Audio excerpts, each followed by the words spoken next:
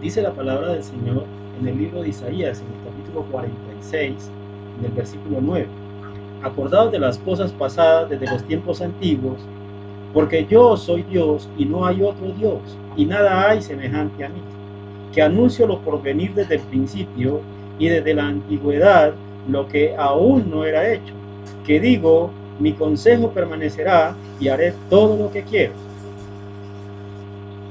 Estas palabras, estos versículos que se acaban de leer, nos muestran a nosotros que el Señor nos anuncia el fin desde los tiempos antiguos. Y yo he venido escuchando a lo largo del tiempo que mucha gente dice que el arrebatamiento de la iglesia está cerca y que puede ser en este instante y que puede ser dentro de una hora. Pero también he escuchado que Dios no dijo cuándo sería el arrebatamiento de la iglesia ni la hora. Pero acabamos de leer que Él anuncia el fin desde el principio, desde el comienzo. Pero Jesucristo dice en Mateo 24:32, de la higuera aprended la parábola.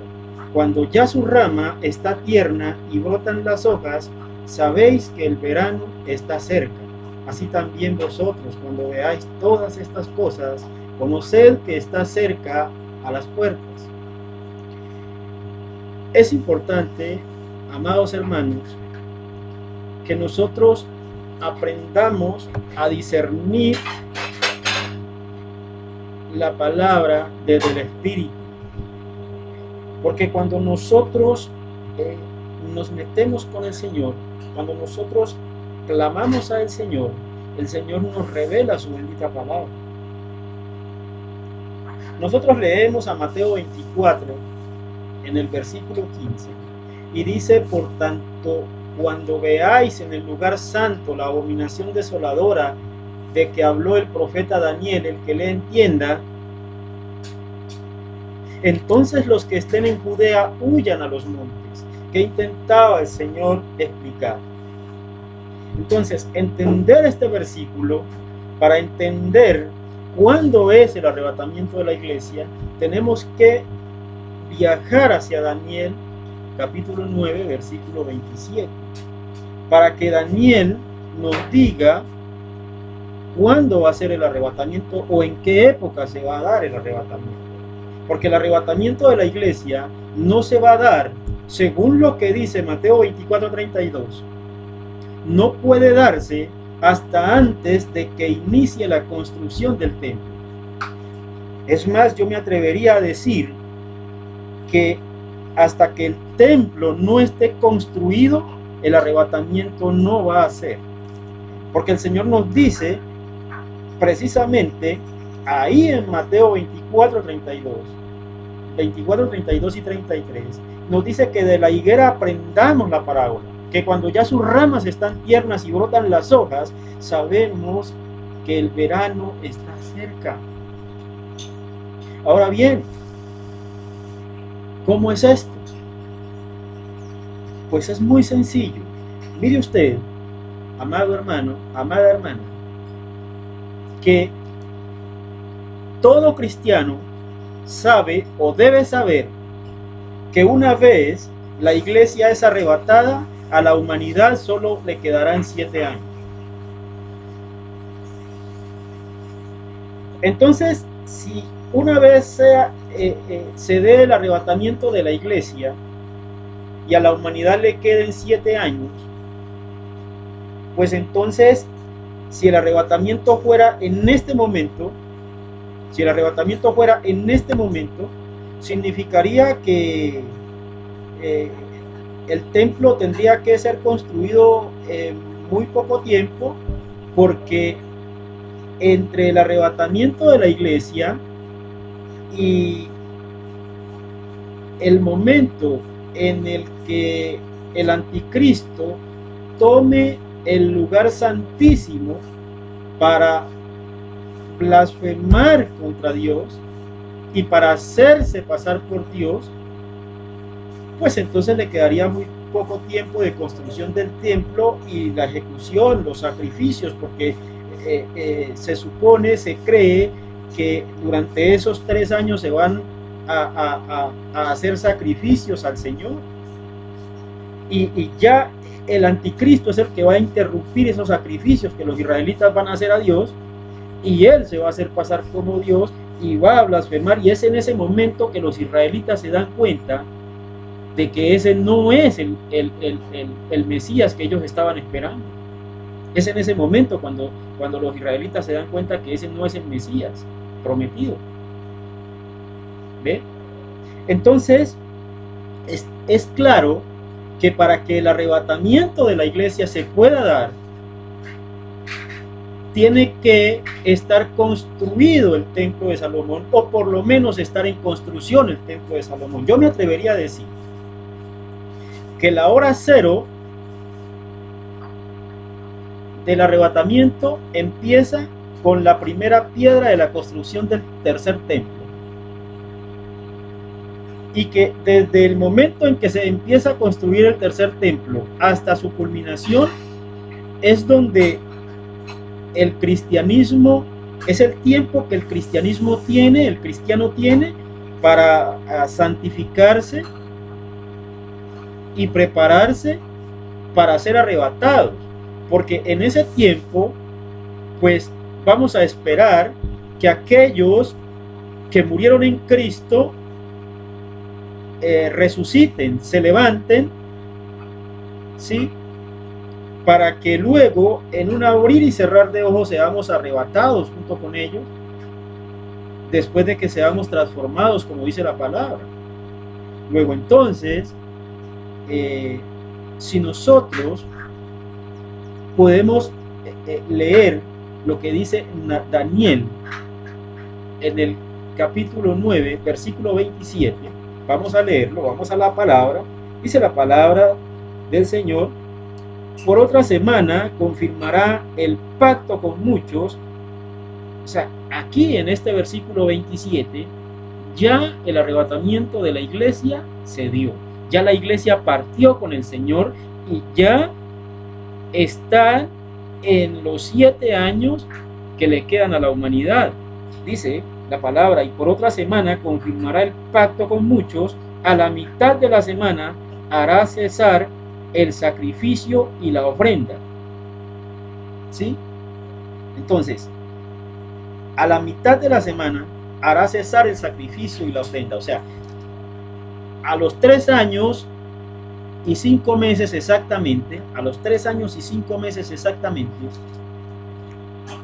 el anticristo va a tomarse con su ejército, se va a tomar el templo de Salomón, y es ahí donde quitará el continuo sacrificio y empezará a declarar abominaciones y blasfemias, grandes blasfemias contra nuestro Dios.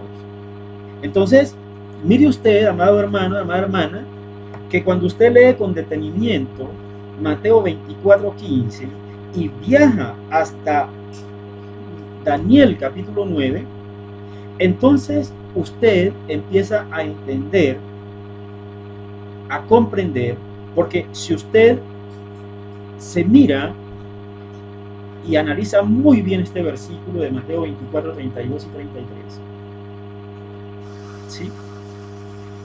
¿Qué es lo que quiere decir este versículo? Estos versículos nos están mostrando que en este tiempo vamos a poder entender algo que nuestro Señor Jesucristo dijo, profetizó antes de ir a la cruz. Nuestro Señor dijo: pero cuando venga el Hijo del Hombre, ¿hallará fe en la tierra? Y claro, tenemos que empezar a ver estas señales, porque eso es lo que hoy se está dando, amados hermanos, amadas hermanas. Hoy la iglesia de Dios, hoy no está buscando en los templos adorar a Dios. sino que han corrido en ese afán de ir a buscar a un Dios que les provea bienes materiales para vivir en deleites en el mundo. Eso es lo que está haciendo la iglesia de hoy. La iglesia de hoy está declarando y está ordenando. La iglesia de hoy ya no se humilla. La iglesia de hoy ya no es esa iglesia que se quebranta. Ya no es esa iglesia que se humilla delante de Dios y que suplica a Dios. Hoy la iglesia ordena, hoy la iglesia declara, hoy la iglesia decreta. Pero ya la iglesia no es esa iglesia que escucha la palabra y va y la coloca delante del Señor. No es esa iglesia que está dispuesta a vivir en la pobreza cuando le toque vivir en la pobreza y a vivir en la abundancia cuando le toque a vivir en la abundancia. La iglesia de hoy no está dispuesta a eso. La iglesia de hoy dice que el que está enfermo es porque no tiene a Dios, que el que es pobre es porque no tiene a Dios. La iglesia de hoy es una iglesia llena de orgullo, cargada de vanidad, de vanagloria. La iglesia de hoy no es una iglesia humilde. Entonces es difícil que la iglesia pueda ver hoy estas señales. La inmundicia que hay hoy es lo que nos muestra que estamos en los tiempos de Lot, que estamos en los tiempos de Noé. Porque hay inmoralidad, porque hay un desenfreno tremendo hacia la mundanalidad. Entonces hoy se han congregado la mundanalidad y la inmoralidad y han tomado gran terreno, y hasta el pueblo cristiano está entrando en ese juego. Y entonces la iglesia va y va en busca de deleites, de bienes. Es tremendo. Alguna vez yo estaba cuidando carros en la iglesia y cuando una persona llega cargada con amarguras, uno entiende que las personas vienen cargadas y precisamente por eso vienen a la iglesia, porque vienen a buscar al Señor. Y van a la iglesia, van a la congregación a buscar del Señor. La iglesia va a buscar al Señor a la congregación, a reunirse con otros hermanos, para que los hermanos le den a ellos de lo que tienen y ellos entregarle a los hermanos de lo que ellos también tienen. ¿Sí? Y a escuchar la palabra de Dios para reconfortarse.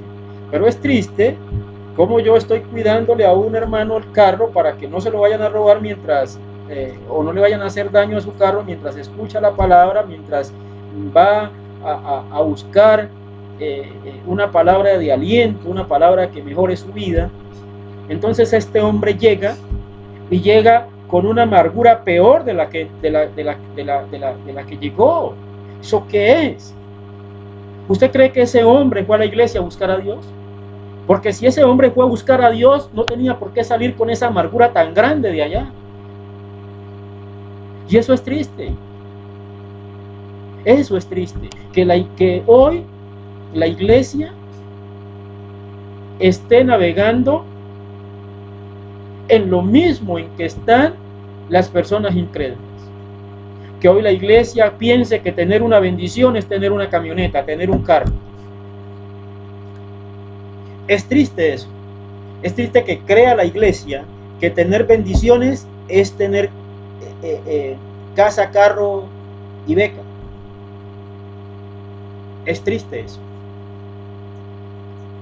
Porque Dios dijo que era más bienaventurado dar que recibir. En algunas congregaciones hasta los pastores le dicen a la gente que la salvación, ¿sí?, es por la gracia de Dios, así que no deben de darle a nadie nada, que no deben de compartir nada con nadie, porque es que la salvación es por la gracia de Dios. Y tiene toda la razón, la salvación es por la gracia de Dios. Sí, Señor, es por la fe que tú coloques en Dios. Pero es que la fe, mi amado hermano, mi amada hermana, la fe tiene que ir acompañada de obras. Si la fe no está acompañada de misericordia, si la fe no está acompañada de amor, de paz, de gozo, de bondad, de benignidad, si la fe no está acompañada de paciencia, si la fe no está acompañada de mansedumbre, de templanza, pues entonces es una fe muerta. Es una fe muerta. Y es triste eso. Es triste que la iglesia hoy esté más pendiente de ir a recibir una palabra, dicen ellos, y eso les encanta cuando eso uno se queda perplejo. ¿Cómo es la palabra? Cuando por Facebook dice un predicador que tiene una palabra de bendición para ti, traigo una palabra de bendición para ti, Dios te va a bendecir porque es que tú eres la hija preferida de Dios, porque eres la niña de sus ojos y tengo una palabra de bendición para ti, y esas cosas, y empiezan, aleluya, gloria a Dios, hermano, usted es un hermano bendecido, y todas esas cosas que acostumbran. Y es triste uno ver que corren hacia eso, porque muchos creen que cuando se habla de dar, es de dar plata, es de dar dinero. Y estás equivocada, estás equivocado. Cuando se habla de dar, no se está hablando de dinero. Dad de gracia lo que de gracia recibiste. ¿Qué recibiste? Recibiste salvación. Recibiste una nueva vida. Naciste de nuevo para Dios. Y eso es lo que tienes que regalarle a la gente. Lo que tienes que ir a regalar es la palabra de Dios, porque con esa palabra fue la que tú volviste a nacer. Entonces, ir a darle a la gente, a las personas, la palabra de Dios. Eso es dar de gracia lo que de gracia recibiste. Pero la gente no entiende eso. La gente cree que dar es dar dinero. Dar es encontrarte en la calle a un vagabundo con hambre y darle de comer. Dar es ver a una persona que tiene un problema y ir con una palabra de vida a esa persona. Dar es ir a visitar a un enfermo a la clínica, al hospital, y llevar una palabra de aliento a esa persona. Dar lo mejor de ti, dar lo mejor de mí. No es dar dinero. Eso es lo que es bueno que la iglesia entienda. Que tú das dinero para que la obra de Dios mejore, me parece muy bueno, aplaudible. Necesario también. Pero debes entender que Dios no dijo: venid bendito de mi Padre, bendita de mi Padre, porque me diste tanto dinero. Lo que dice la palabra es: venid bendito de mi Padre, porque tuve hambre y me diste de comer. Eso es lo que dice la palabra. Qué bueno es que compartamos de lo que Dios nos da con otras personas.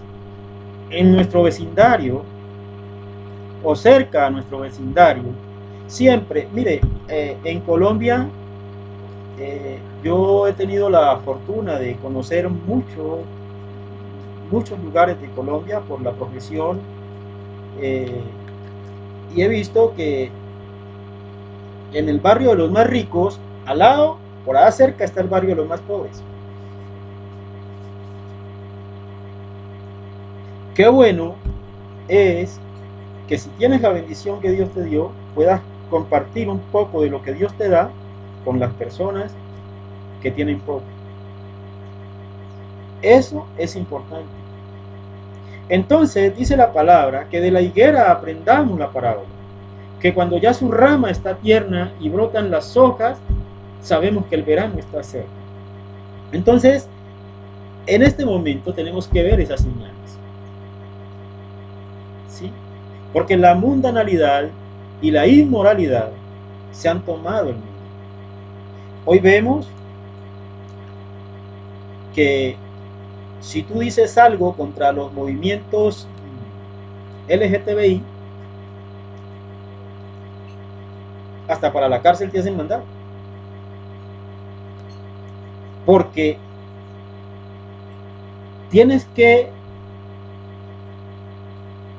permitir que hagan sus actos inmorales delante de ti.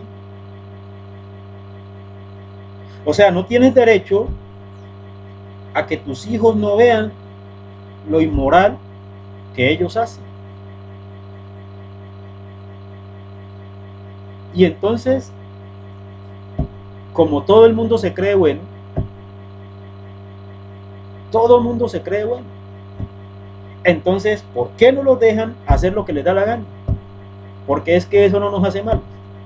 Entonces hacen sus actos inmorales delante de quien sea y nadie puede decir nada. Y el Señor dijo que a lo malo le llamarán bueno y a lo bueno le llamarán malo. Y eso es lo que estamos viendo hoy. Hoy a lo bueno le llaman malo y a lo malo le llaman bueno. Hoy es pecado que una mujer amamante a su hijo en la calle, pero no es malo que dos hombres o dos mujeres se morboseen en la calle. ¿Ve? Entonces es tremendo porque no estamos observando las señales que nos indican que el fin de los tiempos está cerca. Ahora bien, yo respeto mucho a los pastores, evangelistas, maestros, que dicen que el arrebatamiento puede darse en este momento. Yo respeto mucho esa opinión, pero lo que me está diciendo la palabra de Dios, lo que me dice Mateo 24:15, y cuando viajo a Mateo 24, cuando viajo a Daniel capítulo 9, versículo 27, y luego viajo a Daniel 11:31, leamos Daniel 11:31, ¿qué nos dice? Dice Daniel 11:31, y se levantarán de su parte tropas que profanarán el santuario y la fortaleza, y quitarán el continuo sacrificio, y pondrán la abominación desoladora. ¿Ve? Entonces, eso es lo que pasa. Está el ejército del anticristo, se ha tomado, dice aquí, ¿sí?, el santuario, se ha tomado el santuario y quitarán el continuo sacrificio y harán que se siente la abominación desoladora. Pero veamos qué nos dice Daniel capítulo 12 en el versículo 11. Dice: y desde el tiempo que se ha quitado el continuo sacrificio hasta la abominación desoladora, habrá 1290 días. O sea, habrán 3 años y 7 meses. Por eso dije al principio que desde el día del arrebatamiento hasta que el anticristo tome posesión, se tome por asalto el templo de Salomón, pasarán 3 años y 5 meses exactamente, porque la palabra de Dios dice que desde el tiempo que se ha quitado el continuo sacrificio hasta la abominación desoladora, habrá 1290 días. Esos son 3 años y 7 meses exactamente. Y dice en el versículo 12, dice: bienaventurado el que espere y llegue a 1335 días. ¿Sí? O sea, 3 años y 5 meses. ¿Ve? 3 años y 5 meses es el tiempo que va a durar la supuesta paz. Después del arrebatamiento habrán 3 años y 5 meses de supuesta paz, que ojalá alguien pueda escuchar esta palabra y si se quedó del arrebatamiento, si no se fue en el arrebatamiento, pues entonces esa persona tiene 3 años y 5 meses para huir hacia los montes, para que huya hacia los montes, porque eso es lo que el Señor le está diciendo en Mateo 24.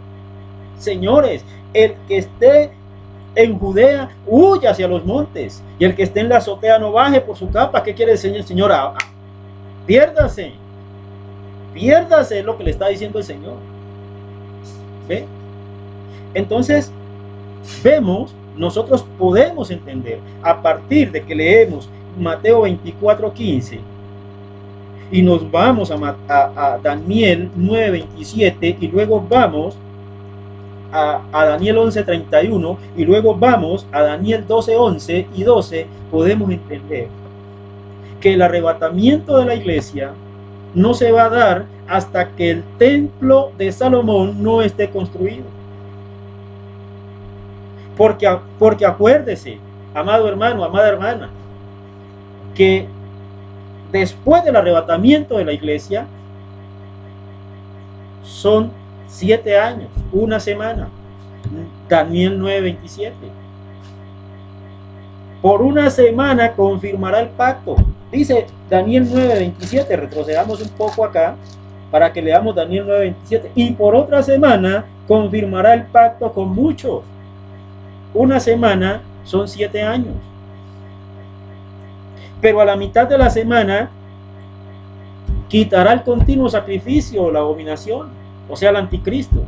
Quitará el continuo sacrificio a la mitad de la semana, o sea, después de los 3 años 5 meses, se tomará por asalto el templo y empezará a blasfemar contra Dios. Por eso es necesario que entienda la iglesia que si no te fuiste en el arrebatamiento no quiere decir que estás condenado o que te vas a ir para el infierno. ¿Quién dijo eso?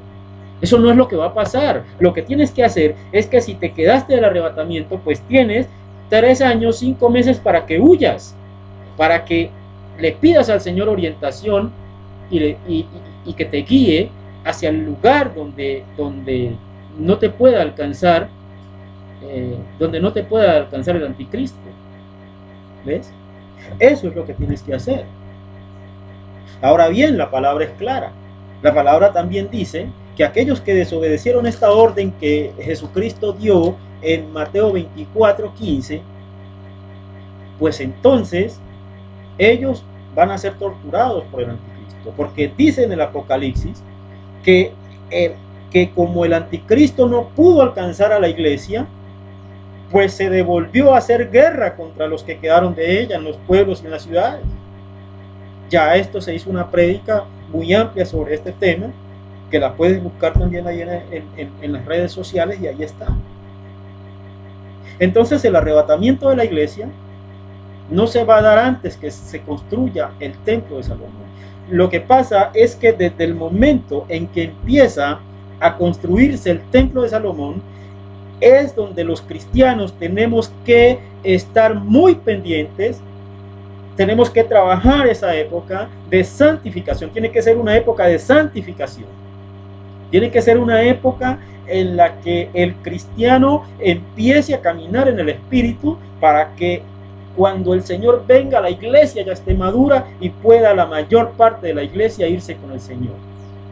Porque no toda la iglesia se va a ir en el arrebatamiento, tienen que entenderlo. Quienes se van en el arrebatamiento son la iglesia, la fruta que está madura, porque el arrebatamiento es una cosecha.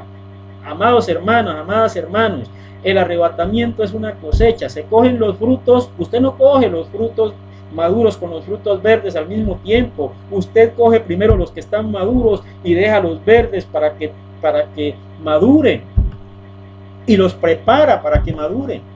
Cuando usted quiere, cuando usted ve que tiene que acelerar el proceso de maduración del fruto, porque usted necesita el producido de la cosecha, entonces usted hace cosas hace cosas que ya sabe qué hacer para que ese fruto madure. Y eso es lo que va a hacer el arrebatamiento. Se va a ir el fruto que está maduro con el Señor, pero el fruto que no ha madurado todavía va a tener 3 años y medio para madurar. Entonces, por eso ellos sí deben, los que logren entender la palabra del Señor, que se hayan quedado, pues van a ir a huir a los montes donde el Señor les tiene preparado para ellos un lugar. Lamentablemente, quienes se queden, pues van a sufrir las consecuencias de no haber obedecido a la orden del Señor. ¿Por qué? Porque no hicieron nada por preocuparse, porque el Espíritu Santo les revelara su bendita palabra. Porque hay gente que quiere ir a la congregación para que el pastor le enseñe qué quiere decir la palabra, pero ellos no se preocupan por pedirle al Espíritu Santo que los guíe en el conocimiento de la verdad.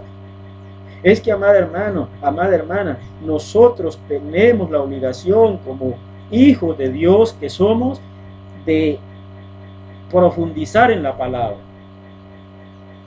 De profundizar en la palabra, que el Señor nos enseñe cómo nosotros podemos llegar a ese hombre perfecto, a ese varón perfecto del que habla la palabra. Amado hermano, amada hermana, mire, por el amor del Señor, deje de vivir en idolatría, deje de vivir en doctrinas humanas. Mire, todas las iglesias, todas las iglesias están llenas de doctrinas humanas.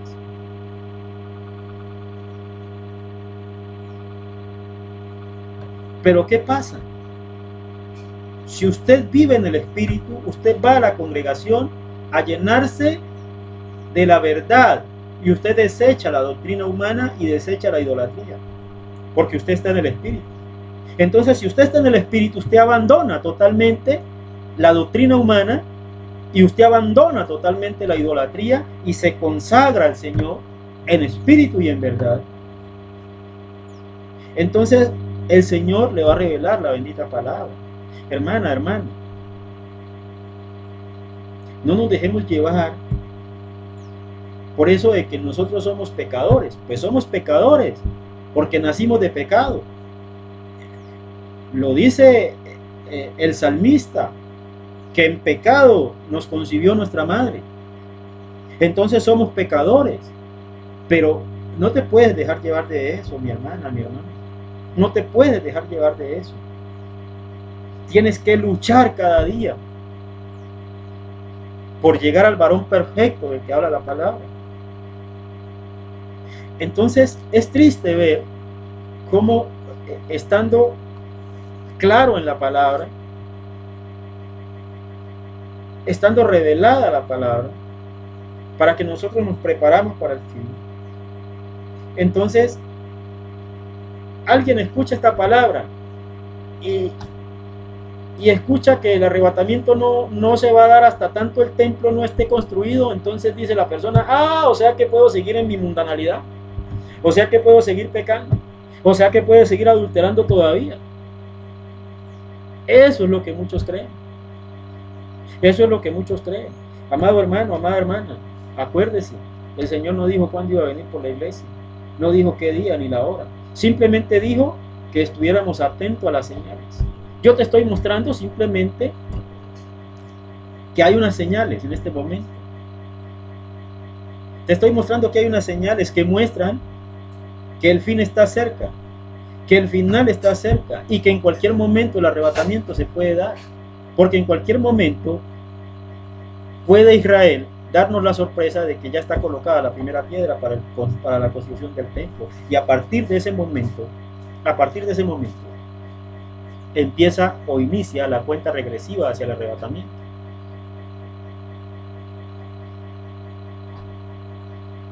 Si analizamos bien la palabra de Dios y la leemos desde el Espíritu, podemos entender que no está claro qué día va a ser el arrebatamiento, ni a qué hora. Pero sí podemos tener claro, primero, que está cerca, y segundo, que no se va a dar hasta tanto el templo no esté construido. Porque eso es lo que dice la palabra. Eso es lo que dice la palabra. Señor, te doy gracias por esta oportunidad maravillosa que me das de compartir esta palabra con mis hermanos, con mis hermanas. Te ruego los bendigas a cada uno de ellos, quienes son cristianos, que se propongan a vivir en santidad, que se preparen para ese hermoso viaje que vamos a realizar contigo, Señor. Y aquellos, Señor, que escuchan la palabra, pero que no han querido, Señor, que no han querido escuchar tu voz, Padre amado, te ruego que seas tú, Señor, abriéndoles el entendimiento, que seas tú, Padre amado, regalándoles sabiduría, Señor, para que entiendan que tu venida está cerca, Señor, y que tú no quieres que nadie se pierda. Señor, convéncelos de pecado, de justicia y de juicio, Padre amado. Llena, Señor, a cada persona que escucha esta palabra con tu poder y tu gloria, Padre amado. Te ruego, Señor, por aquellos que no han querido entender, Señor, que tú envías a tus siervos a que lleven tu bendita palabra para que se arrepientan todos aquellos, Señor, que deben arrepentirse para que tengan lugar allá en el cielo. Amado Dios, te doy gracias por esta maravillosa oportunidad que me das. Bendito y alabado sea tu santo nombre, Padre Santo. Toda la gloria, Señor, y toda la honra es para ti.